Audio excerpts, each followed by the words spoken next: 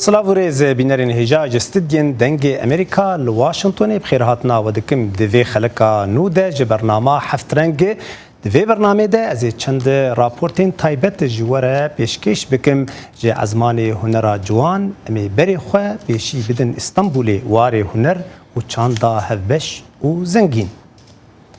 چیروکن دوربون و کوچبری پر به باندورن سرگیان مروان نخاسم گو او کسایا هنرمند به همو خمگینی خوشی و هستیاری ده برهمی ویده دین دیار کرن وکو چیروکا موزیکجن کرد حسین حاج یانجی مموسی دا وکو تیناس کرن گو بهستکی پر تنک و نازک سربورا خواه به آواز و سران خوده دیار ده که به هفره بری خوبدن وی راپورتی ده درباری حسین حاج و سربوراوی لإسطنبول.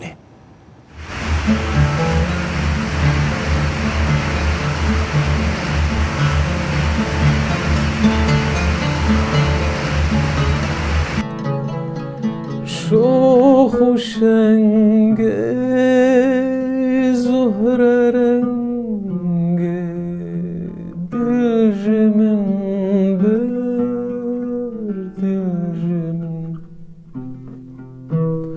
شوخ و شنگ زهره رنگ دل جمن بر دل جمن آورن هیبت بلنگ دل جمن بر دل جمن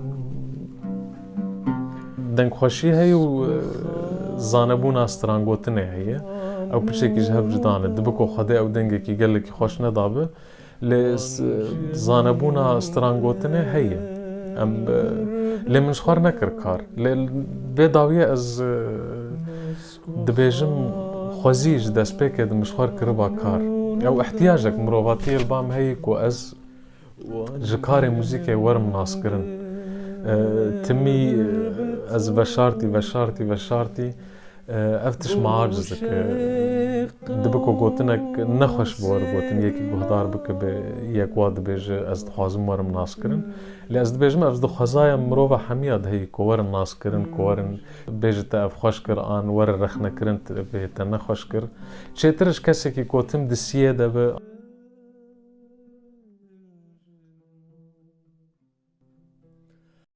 اف دیمنن افکاز بدو که مروفان بخواه گره ده و دیکه ویندار خواه جباجار استانبول نه. دنگی هون دبهیسن جه دنگیک جوی باجاری خوشکتر مروف به حف دلان دل دکه و جه دنگی هنرمند حسین حاجه. هنرمند حسین جروجاوای کردستان جباجار کوبانه. لی حسین اف 9 سالن لی استانبول دجی و پرسکریکا پنابری جبو خواه وکی کلمه که دیجیانا خود دبینه که هم جه حسین چیروکاوی حملی استانبول هم جه 9 سالن در بازبوی جوی گهداری بکن.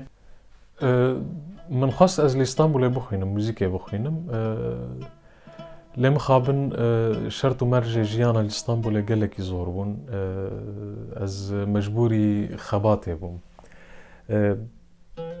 لسوریه جی لروج آواجی تشاغاز لحلبي بوم تشاغاز الكوباني بومجي قال لك او درفتا بموزيكير تيكل بم همو وقت خد تنبو بداس منات كت لي خونا ما او وك خونك راغرتي بوك واز بين اسطنبول باوي كي يكسر تيكلي موزيكي بم سي شهر سالا ازمام تتيكليام موزيكير تنبو لاسطنبول پاشه من از گریم یعنی مگو از بخوینم از بو خونه که هاتم ورد و از بخوینم ده 2014 ده اوجی ده عین ده همان وقتا کو شر کوبانی چه بو و شاغی من دست بخوندن خوی ماستر کر ده موزیکولوژی ده من بار قداند ای سال جی بخیر از حاضری خوش بو بردام کردن دکترا هیتکم استانبول جبو من هم avantaj و dezavantaj وی هبون يعني استانبول او قاسي قادك فرو جهرنگ gelekî dikare tiştê dilê xwe bibîne, çi reng bi, çi reng muzîk bi. Lê mixabin piçekî ew pirsgirêka penaberiyê ji bo me kelemekin. Ew pirsgirêka penaberiyê û wekû muzîsyen ankarê muzîkê bikil vir, piçekî dikarbêje afrêneriyê bi sînor dike, piçekî dihê li meriv li xwe vegere, dixwe de bi, gelekî têkiliyê neke. Têkiliya hunermend Hesên ya bi muzîkê re 20 sal paş xwe veheşt. Hesên dibêje li İstanbulê têgihiştina min a bi muzîkê re fireh bûye. Hesên di jiyana xwe ya muzîkê de hem besteyan çê dike hem ji stranan distire. Lê ew dibêje lêgerîna wî ya li ser muzîkê hêj berdewam dike. Dikarbêje li İstanbulê ez fêrî tiştekî bûm ku ez heta niha ev 9 salê me ez li virim, ez li dengê xwe digerim. Ez li rengê xwe digerim. Li vê de ev 9 salin ez wî deng û rengî peyda nakim. Jiyan her miştu valaye, pirkin nelê bi salaye, xeyale lêl berçavaye, geh xêra bû geh avaye,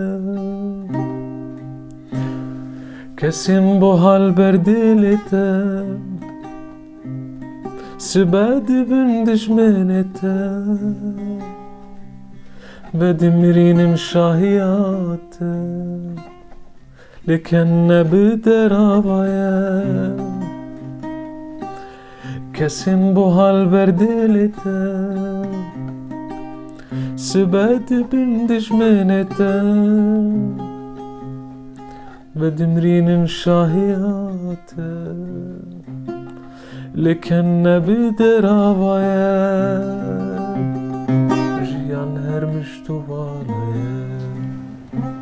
امنها دچن اسرائیلی ناف جواکا کردین جهو و چیروکا یوسی زاکین کرد جهو گوکو کاوی جزا خویه به سالان ریوبرتیا جواکا کردی لور کریه لید همان دمی دجی او سرگووندیا دیلانا کردی دکه گو بجوانی و حسکرین و کلپوری دپاریزه و شانی خلکی دکه که تماشا بکن به چاوا یوسی سرگووندیا دیلانا کردی دکه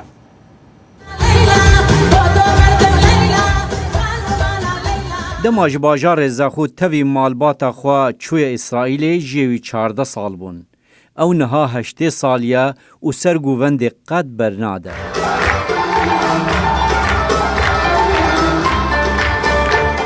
Zexûyê em derdibart kirin Zexûyê sala 5 yani quflekê hatibî sala 5 pê 5 ew qufle dibî em hatîne sala 5 سال 5 و قبل هم یا بری هاتینه سال 3 بس نگلک پیچک هاتی بین و او سکنه مسکنه بیل محنه یهودا بیل یروشلیم دمکی دریج دناوا خباتا جواکا کردن اسرائیلی دا بدل خوازی وی گلک کار کرنه و خدمتا جواکا کردن اسرائیلی کریه الکومنیوت کردی از یعنی شولامین علاقات كردي إسرائيلي كردي عالمي علاقات از قال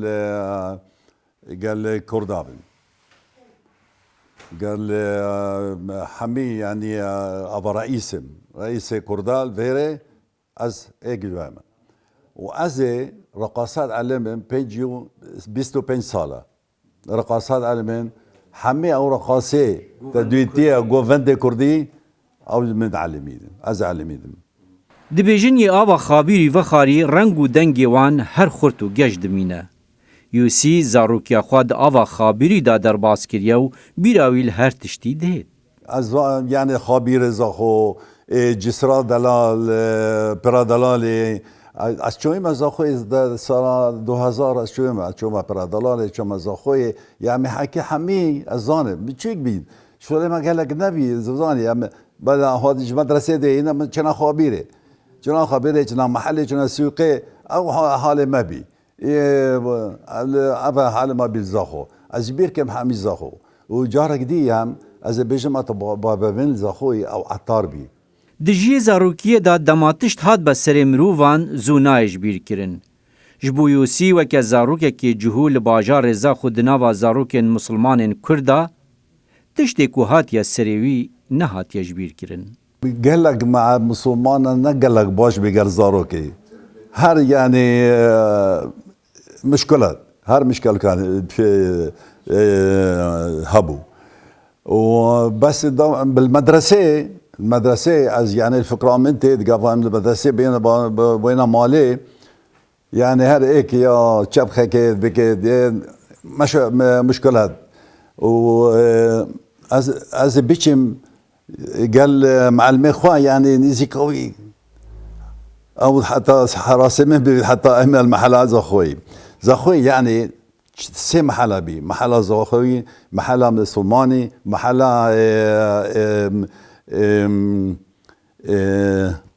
اشوريم محلة هاي مسيحيين دما اوج عراقي وكردستاني جهابون اسرائيلي اولات نبهشتگ بو لیج بوان نپرزگری بو یا گرنگ او بو خودین ولاتکی بلا کار زور بو جانجی بزحمت با بو ما يعني مشكلة نبي ام تشوينا شولي هر روجي ام ساعة 4 5 ام حميد بچوك ام كچنا شولي يا بچوك من هر دو بچوك هر سجمن او چونا مدرسه از چوما شولي امرم 14 ساله بي از چوما شولي وعصر از چوما مكتبي 7 ساله 8 ساله مخانه كريه و محلك يم بيجي الاوتيل اورشليم بيجي كاتامونيم حميد جهاز اخوي حاتم الكاتامونيم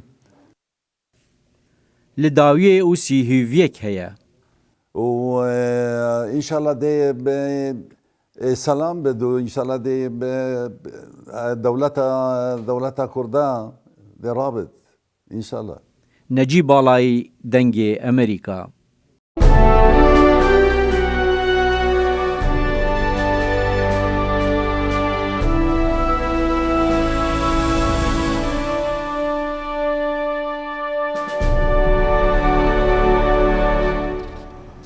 لی سوریا بریندار جبر شر خوی یه ناف خوی به هزاران جبلگین دیروکی ویران بونه لی بله گلک شونماین دیروکی لجه خومانه و زیرکبون و جوانیا هنرا آوسازیا سردمین بری دیار ددن وکو وی دیرا دیروکی لباکوری روجلاتی سوریا سەرەتا کە دەچیتە ژوورەوە کەوانەی گومبوزەکە بە دوو تاوەر دەوردراوە و نەخشەکەی هەڵکۆڵراوە کە ڕێڕەوێکی بەرینیشی هەیە.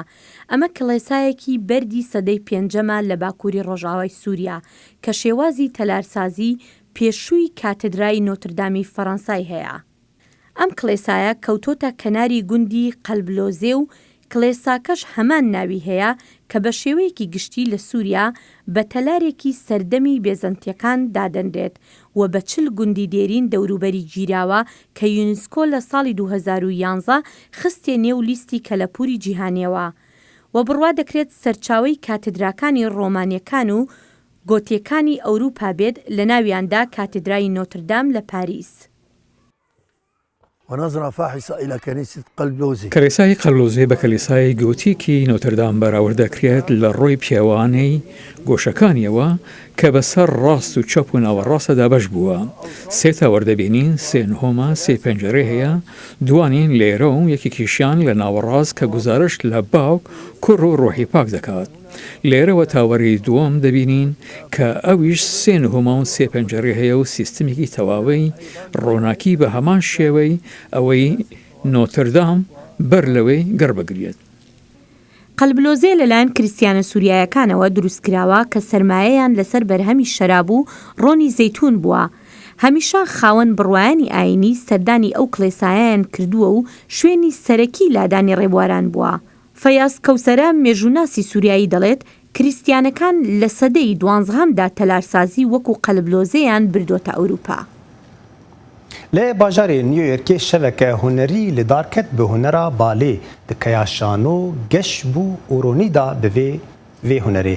Ev hunera got çîrok, mûzik û dîlanê têkelî hevdû dike û tabloyeke ciwan ji hunera bilind pêşkêşî cemaweran dike. ماک جاگەر پاش نەشتەگەرەکەی دڵی باش هەڵدەدات و تێدەکۆشێت. لە وەڵامدانەوەی پرسیارێکدا خۆگۆرانی بێژ مایک جاگەر پاش نەشتەگەریەکە تەندروستی باشە، یارەکەی ملێنی هامرێک بە ئەسۆشێتد پرسی وت بێگومان سوپاس بۆ یەزدان.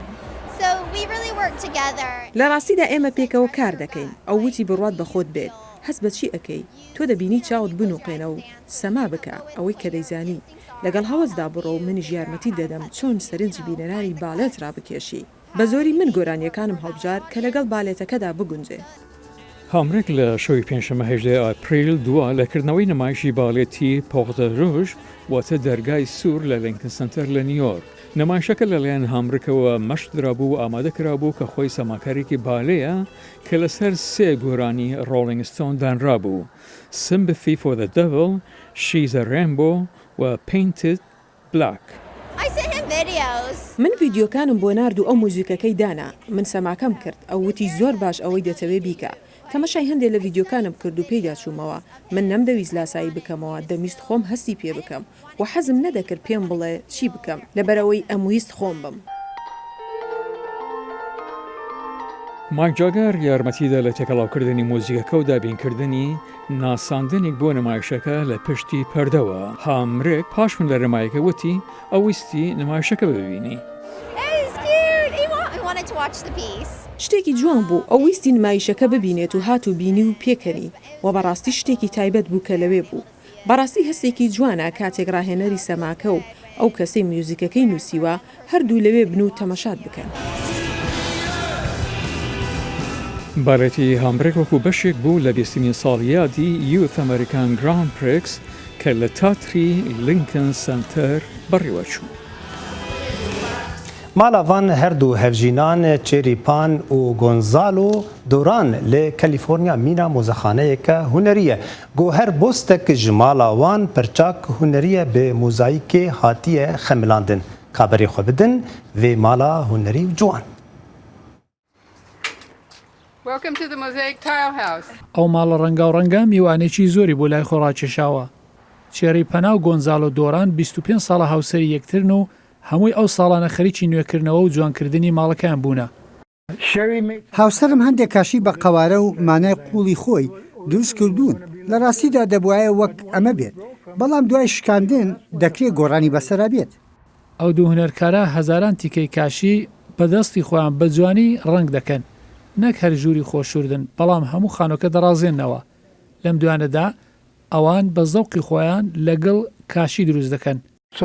بە ئەم شێوەیە ئامادەیەکەین ئێمە کاشی سازەکەین، ناچارنین بچین بیان کڕین.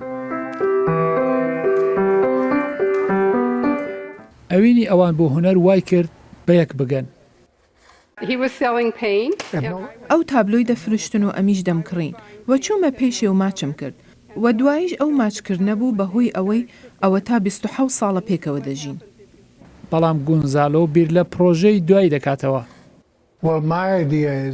هەڵبەت لە ئەو بیرەدام کاتێک کارمان تەواو بوو لە ماڵەکە دەچینە دەرێ و دەست پێ دەکەینەوە.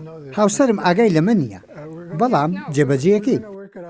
ئەو دوو هونەرکارە هەندێک کاریان ماوە لە ئەستیدیۆی نێو ماڵ بیکەن. خانمەکە پێی باشە ڕەنگی ڕۆغەنی بەکاربێنن، بەڵام مێردەکەی جۆرێکی دیکەی ڕنگ و سازکردنی شتی نایاسایی پێ باشترە. هەر شەمەیەک بۆ چەند کاتژمێر خەڵک بۆ سەردان بانکێشتن دەکرێن چاو لە دیمەنەکانی خانووەکە دەکەن. ئەوان دەڵێن خۆشحاڵن کە نیشان بدەن چۆن ئەوین بە بیرۆکەی تایبەت و ڕەنجی ڕوون تێکەڵاو لەگەڵ خۆشدەفەنجی ئەوینی هونەر ئاکامی پرۆژەی هەمیشەیی و درێژخایانی دەبێت.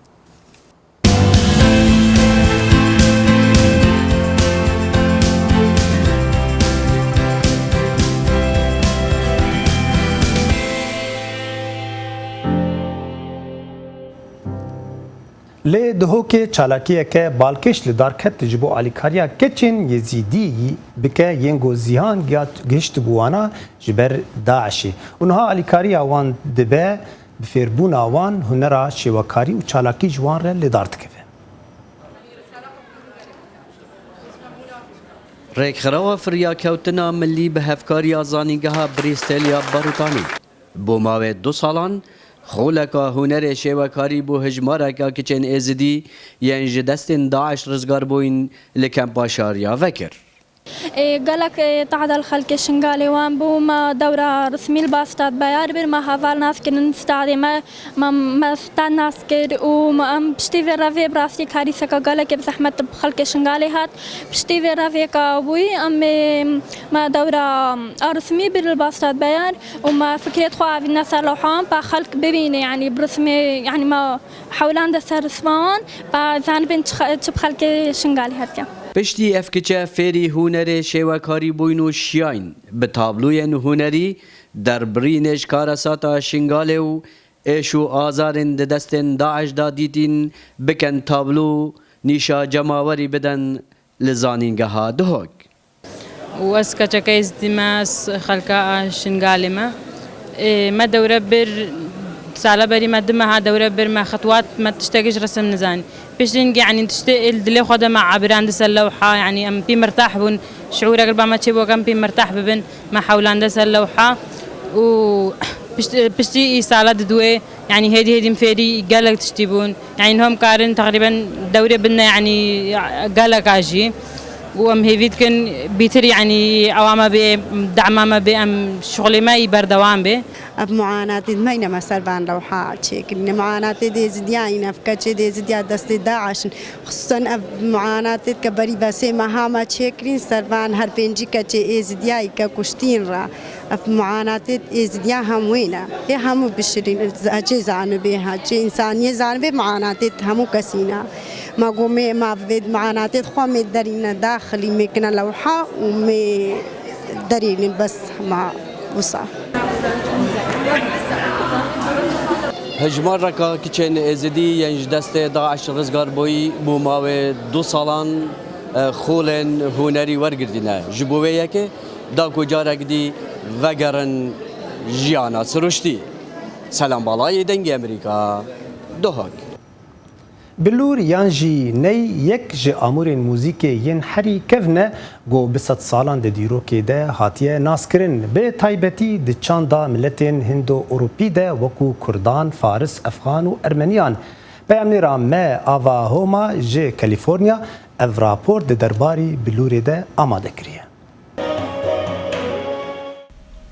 نی امریکی موزیکی درینو باوته میجوزانان یکم امری موزیکی میجوی مرۆڤە ئەمڕۆ لە زانستگای کالیفۆرنیا لە شاری ئیرڤاندا بیسەران و بینەرانی فرەڕەنگ هاتوون تا بە دەنگی نەی مامۆستا حسێن ئەمۆمی ئێوارەیەک بەسەر بەرن. حسێن ئەمۆمی تەمەن 75 ساڵ لە شاری ئیسفەهاندا لە ئێران لەدایک بووە و لە تەمەنی 6 ساڵاندا داوەت کراوە تا لە زانکۆی کالیفۆرنیا نەی و موسیقی ئێرانی بە قوتابیانێک فێرکات کە لە وڵاتانی جیاوازەوە هاتوون بۆ ئەمریکا. بەسپۆڕان دەڵێن موزیک وەرزشی مەشکە هەست و هەزر دەگۆڕێت دژی خەموکی و ئالزایمەرەوە بەگشتی چۆنیەتی ژیان باشتر دەکات. مشاخصه خیلی تایبەتمەندی زۆر گرنگی ئامێری نەی ئەوەیە بەمەرجێک دەنگ بەرهەم دێت کە سەری نێکە لەگەڵ ئێسکە پەیکەری میوزیک ژەنەکەدا پەیوەندی ببەستێت. دەنگی تەنها بەلیکاندنی بەدانی مۆسیقا ژەنەکەوە دروست دەبێت ئەوە شتێکی زۆر تایبەتە.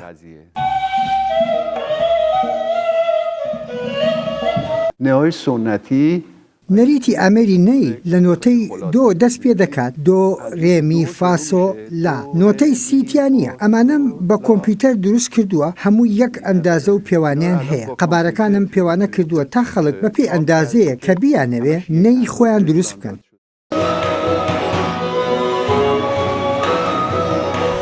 لە مامۆستان پرسی ئاخۆ موزیک بەڕاستی زمانێکی نێونەتەوەیە یان پەیوەندی مرۆڤ لە چێشتەکان هەڵەگەڕێتەوە بۆ ئەو شوێنە تیادا ژیان دەکەن.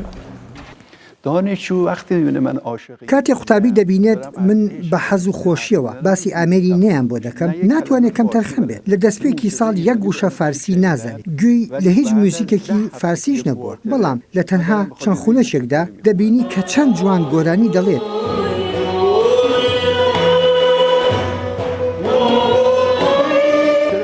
این کارو دوست داشتم. خۆشەویستی بۆ میوزیک منی لە ئێرانەوە هێناوەتە ئێرە. هەرەوە خۆشەویستیەشە قوتابیەکان ڕادێکێشێت. بچه‌هارم جذب میکنه.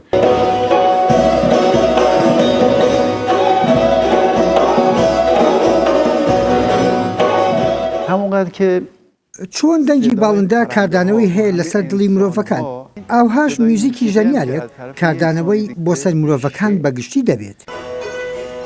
دوش سر خود صدا ڕوبەڕووبوون لەگەڵ جوانی کۆلتورەکانی دیکە تا ڕەنگە باشترین شێوازی دروستکردنی هاوخەمی و زمانی هاوبەشی لە نێوان مرۆڤدا بێ. ئاوا هەما دەنگی ئەمریکا کالیفۆرنیا. دەنگێ بلووری ئەم گشتن داویە vê xelekê ji bernama heft reng heyanî bernamakirdinê bimînin di xêr û xweşiyê de li gel silav û rêzên.